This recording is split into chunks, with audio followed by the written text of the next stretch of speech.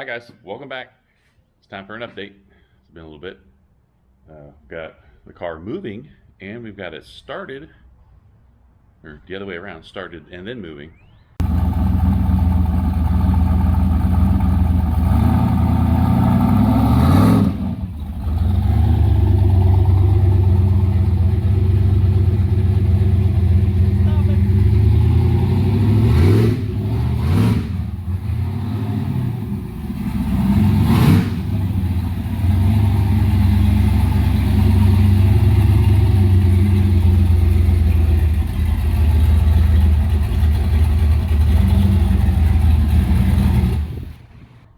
Got the brakes all done for the most part. Still waiting on the we're recutting some different brackets to make them line up on the rotor right, but it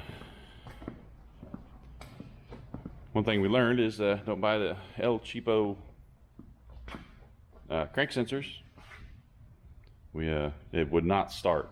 It sounded like, back in the old days when you had a distributor car, if you had it 180 out, it would just cough and sputter, and it was like backfiring out of the exhaust, like fire. It like farted on my leg. I was standing over there, and yeah, we took out a starter trying to get it started. Like, okay, something's going on here. So we bought a factory crank sensor, GM, and then a GM cam sensor also, just to knock that out too. Started right up after that. Just did the little wizard on the Terminator here, on the little handheld. Started right up. But after we started up, we started getting this, like, it's almost like a rust and maybe a little bit of Dexcool mud maybe inside the cooling system, because it's overheating almost instantly. Yeah, it warms up slowly, but it hangs out about 200 and just, it goes to the moon after that. We shut it off about 210 every time. So for today, we're going to work on cleaning that mud out. And back when I had my Datsun, it was still a 6-cylinder, and I wanted to be able to drive it around with my little 280Z, and it was overheating too, because it had sat since '86, I believe, and I had it in, I can't remember the year now, probably 2010 or so, somewhere around there. Anyways, so it was overheating, but it had a bunch of crystals and stuff in it. So I saw a guy on YouTube, he made this thing. I was like, oh, that's a pretty good idea. So I made one too.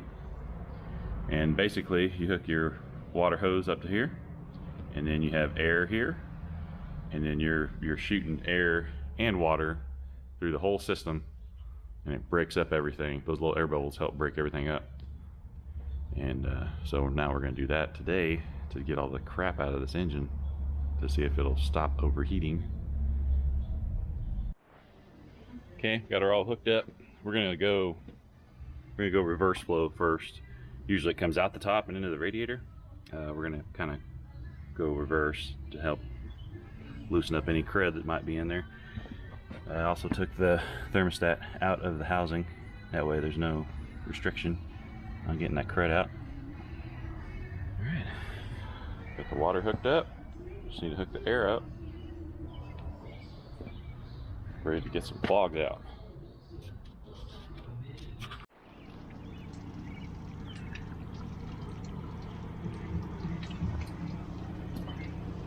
I don't know if you can see it, but it's getting a little bit of, get some crud out of there. No air. I'll throw some air at it, see if I can splash myself. Ooh.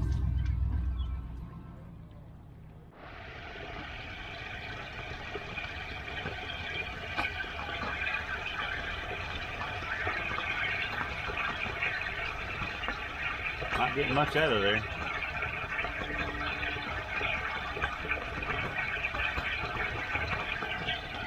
Turn the water up.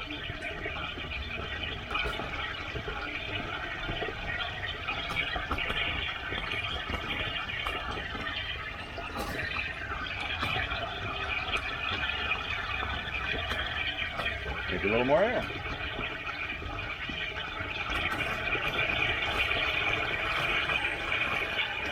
Had it at 30, now it's at 40. Not really getting that much out, though. I guess you can't really see it either, coming out so fast, but the water's nice and clear now. We could have had trouble with the thermostat too, and it could have been not operating like it's supposed to. Still want to get all the crap out of here.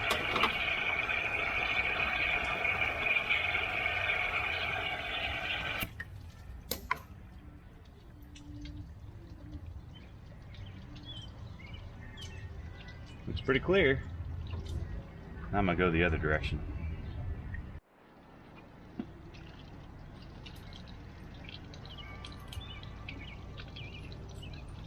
Looking pretty clear. Throw some air at it.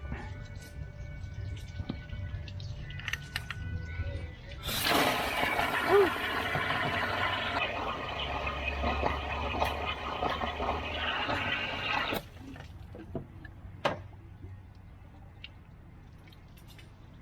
I think I'm gonna throw some air on that steam port also.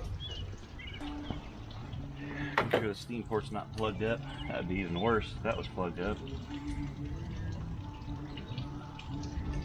I think it's getting more dirt out. That water's not clear anymore. Getting this hose off might be fun. Where's that?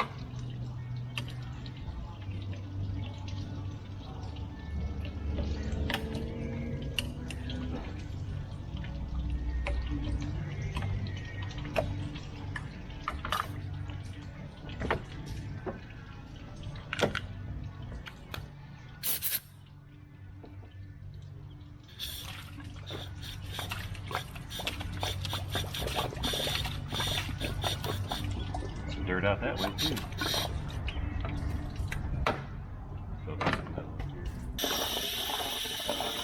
Definitely got some dirt out doing that.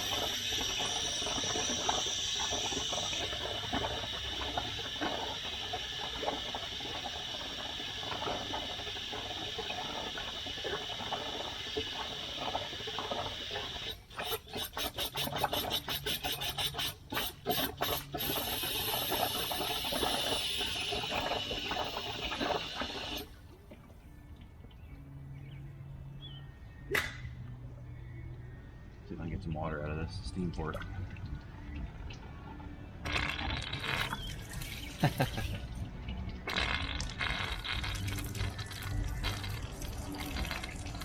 It's dirty coming out of there. Come on, clear up.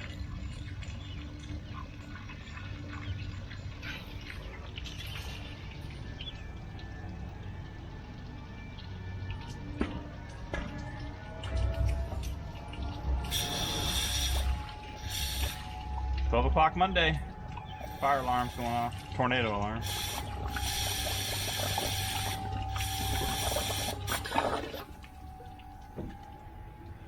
But basically, just go back and forth a couple times. I keep getting dirt. The more and more air I throw at it, I keep getting more and more dirt.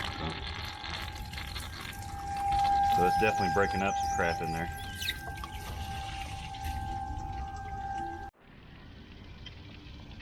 The dirt coming out of that radiator. It's probably hard to tell on the right one there. I'm back full on the radiator now. The engine's all clean. Got it all flushed out. This stuff's kind of dirty too. Let's throw some air in there. See if I can get wet everywhere. Oh yeah. That's dirt. Yeah, they're dirt. Now that could be half the problem. Plugged up all the pins with all that crud. Yeah.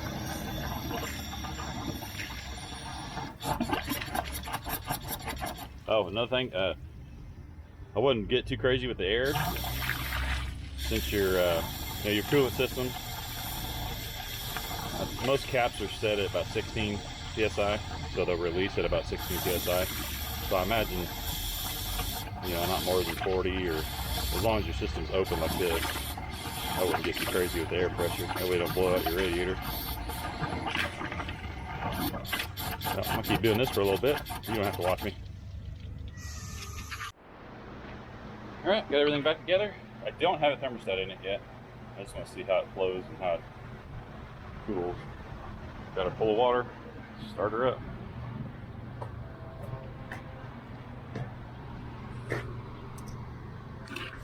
Get my hand in there.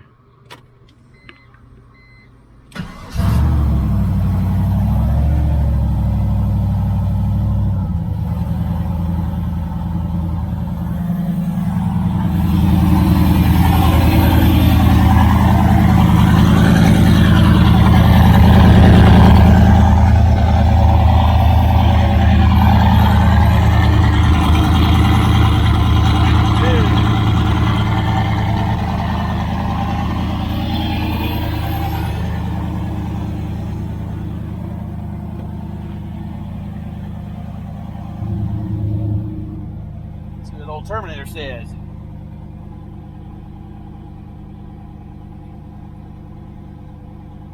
Probably take a little while for that coolant temp to warm up.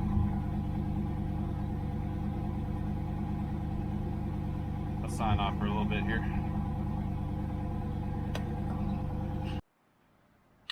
This thing's been kicking my butt. We've flushed it 4 times now, and it's still got dirt in it.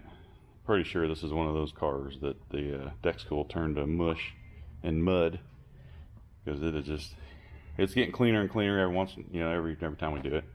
So, but this last time we cleaned it, we put the thermostat back in it, and it took a little while longer to heat up, but it's still overheated. So we've got we ordered some fans. This has dual 10-inchers. But they don't move a whole lot of air, so we've got some new fans we're gonna put on it. We've got a factory expansion tank for the M3s, but we're missing the bracket that goes underneath of it, so we gotta get a bracket for that or make one. Oh yeah, and a pro tip: when your turbo's hot, don't lay your funnel on it, because it'll burn it and ruin it, and clear tape doesn't work. Let's see what these fans look like.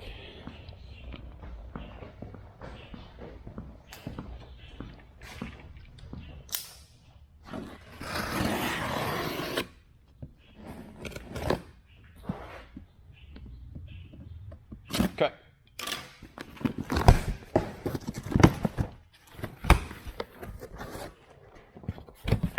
Oh, that's good.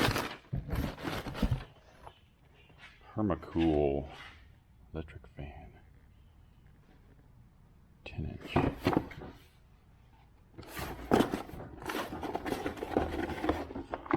Oh, open it right there.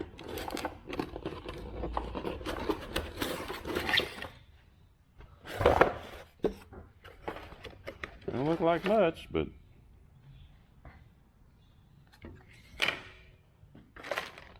kit, papers. This thing's supposed to flow like 2300 CFM. Yeah. 2350. That little thing right there. That's pretty amazing. And we got 2 of them. They look a little slimmer than the ones that are in there, so that's what I'm gonna work on today. Get that fan shroud out and swap these over. Maybe that'll help with our cooling issue. I hope so. So I went ahead and installed one of the new fans next to the old fan. I just want to see if it's actually better.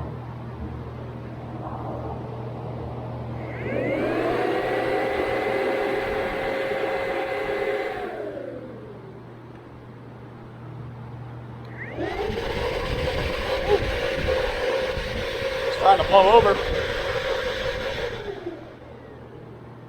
The other fan didn't do that.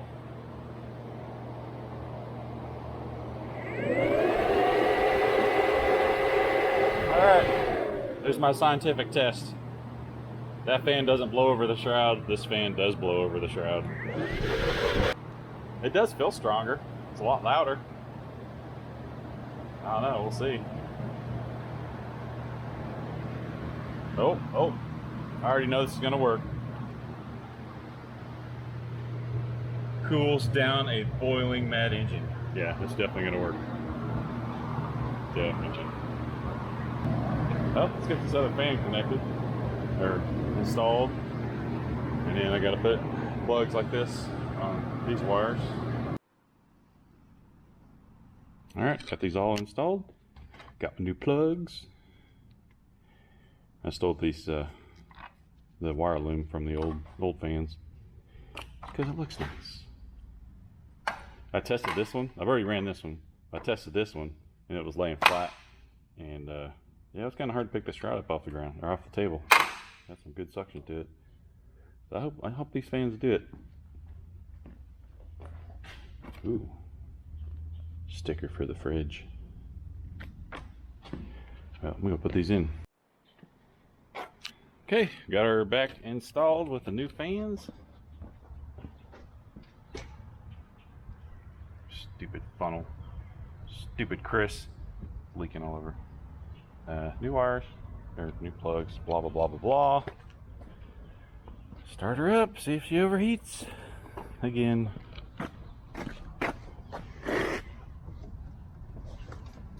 I love this part.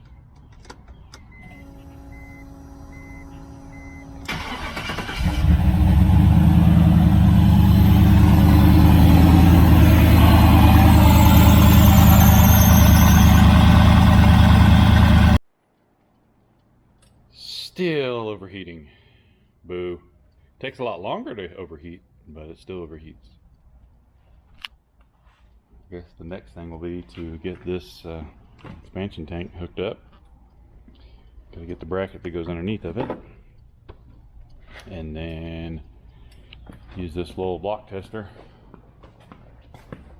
I tried doing it with a funnel, but it didn't change color, which is good. This blue liquid is supposed to change colors. You just suck the fluid from the expansion tank, or not fluid, but the air from the expansion tank, and if there's any hydrocarbons in that air, then that fluid is supposed to change colors. So we'll have to get that expansion tank hooked up, but that's for another day because I'm done for today. All right, I'm gonna take a break from this thing. We threw the vacuum filler on here, and usually that'll tell you, if it loses vacuum, it'll tell you, hey, you got a problem, and it didn't lose any vacuum. But we put the pressure tester on and it did lose pressure, so could possibly have a cracked head. Not positive. I put the bore scope in there and it looked like one of the valves is a little bit wet. So, I mean, it's a possibility, but I'm gonna take a break from this thing and we're gonna work on the transbrake and bump switches in the steering wheel. Got them over here next to Quentin. So here's, I already got the little beauty ring off or whatever, the buttons. So I was gonna try and use these buttons, but they're on a printed circuit board. It's kind of like if you've ever taken apart a calculator or a key fob, and it's got the printed circuit board with the little traces in it, and it's got the little black, I don't know, it's the thing that makes the connection. But that's what it's got in there, so it's minimal amperage. And plus, this is all CAN bus. All this stuff is done by CAN bus, so there's just a few wires running through the steering wheel, right? So we're gonna have to go with some of these switches. These are pretty nice. They're for motion, and we're gonna use this one for the brake, and this one for the bump. So we just gotta figure out where we're gonna put them. I think somewhere up in there would look pretty sick. Up and out of the way, kind of hidden, but not hidden. It's gonna be fun to try to figure out where to put these switches. Well, the brackets anyways. Because you can't tell, this is kind of squishy. Like both sides are really squishy. Still squishy there, but then there's metal. So maybe you can put a bolt through there, maybe with a little bracket coming up. That might work. Use all stainless so it looks nice. Feels like metal. I don't think it's plastic. These here are metal. That's what this little trim ring goes on to.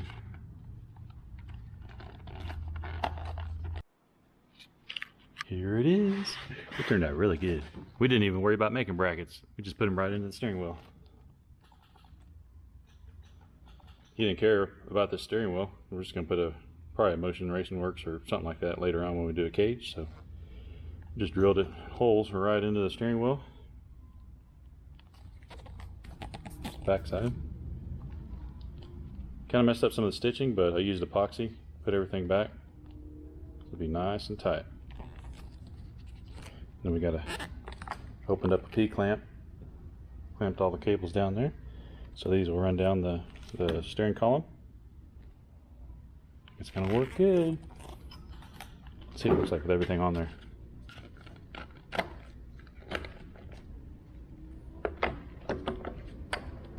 Get in there. Yeah. Stereo buttons will still work. All these buttons will work. Sweet. Transbrake on the right, bump on the left. Go put it in this car. Quinn's like, put it in the car. Yeah, look at that. I actually finished something on this video. Ah, that looks good. Feels comfortable too. If you're going down the road and you're bored, you got your fidget cable down here. You just kind of flick it. You got a fidget cable on both sides. Just flick it. You're bored. I like it. See, these will just run down here. And being that they're stretchy, they'll just stretch up over the column when you're turning. Oh yeah, they'll connect to these wires here. I like it.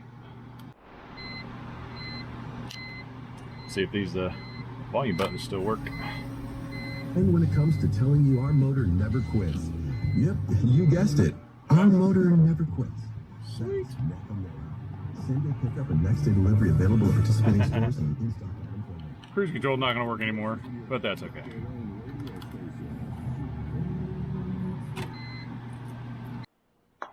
Okay, now that we got the steering wheel all done, we're going to talk about how this car is kicking my, you know what? You ever have one of those cars that just, you fix one thing and another thing breaks, and then you fix that thing and then another thing breaks? Well, this has been that car for me. I love this car. It's an awesome car, but it's fighting me, but we're winning. Let me tell you the story. So let me flip you around here. As you can notice, the intake is off.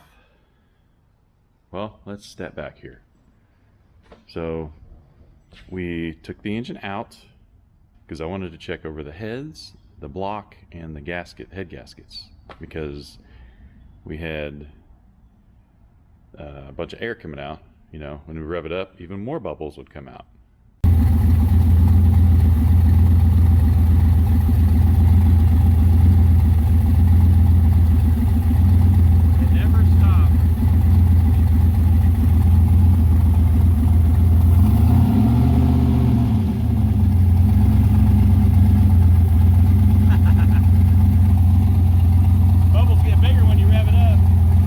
Just a constant bubble, bubble, bubble. Took the engine out, pulled the heads off. Couldn't find anything wrong with the heads. The head gaskets, you know, they had some trash in between the layers, but I'm thinking that's probably what the problem was. This is one of the heads that we took off. It's you know, LS1 casting, the 241 853, and we went ahead and put on some 706 heads. 706. Those 853s are a 67cc combustion chamber, and the 706s are a 61cc combustion chamber. So we're up in the compression. So we got it all back together. No more bubbles. Awesome. I added the, you saw on the, earlier we had the expansion tank. So we added that. We've got it running here. This is the factory hose. And then we had to add a coupler and then run it into the heater, basically the heater bypass. So that's feeding antifreeze to the car, or water. And then I added a little bleeder screw. That way we could get all the air out of it. And it works. It gets up to 205, and then it went down to 204. And it just stayed there. So that's done. So I was like all excited, you know, let's go take this thing for a test drive. We didn't have our vacuum hooked up for the brakes yet.